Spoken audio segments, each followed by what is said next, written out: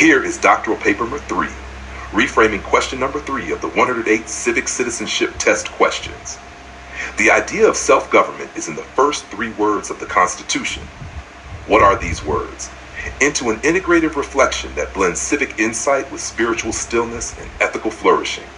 Doctoral paper 3, We the People, the call of collective soul in stillness. The third question on the U.S. Civics Path asks simply, the idea of self-government is in the first 3 words of the Constitution.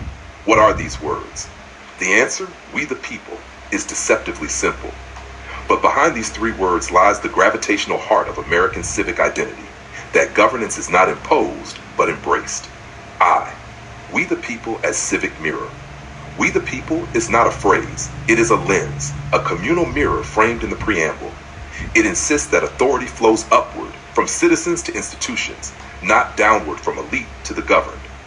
This is a spiritual inversion of monarchical logic. In poetic terms, we the people is a communal invocation. It asks each of us to see governance not as abstraction, but as reflection of our values, our unity, our brokenness, and our potential for regeneration. 2. Popular sovereignty as shared stillness. When echoed in your inner life, we the people becomes an ethical pause, a sacred exhale. It recenters leadership as relational, not hierarchical. It asks, what shifts when we precedes I? In that small shift lies the architecture of humility. In our hyper-individualized era, the Constitution returns us to this collective breath. Self-government becomes less about assertiveness and more about covenant, preserving a space where diverse voices can converge in constructive stillness. The 3. Systems-level reciprocity. At the level of systems and institutions, we the people demands mutual accountability. It gives legitimacy to government and accountability to governing.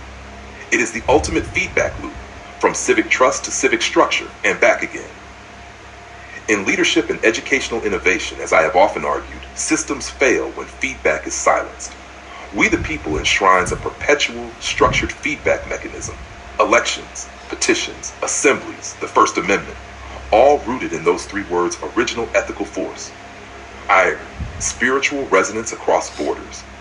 Though born in 1787, we the people holds resonance well beyond U.S. borders. Globally, it speaks to the yearning of collective liberation, hinting at a universal civic longing, not merely to be governed, but to govern ourselves with generative, ethical presence. The phrase invites global citizens to ask, who constitutes we? It challenges the centrifugal force of identity politics and invites constructively shared belonging, whatever your citizenship. V. Stillness as civic sacrament. Finally, reading those 3 words can be a small ritual of stillness. Pause. Let them settle. Let them dissolve the urgency of protest into the gravity of participation. Let them remind you that self-government begins within, not in slogans, but in how we listen, reflect, and act in shared moral space. Conclusion.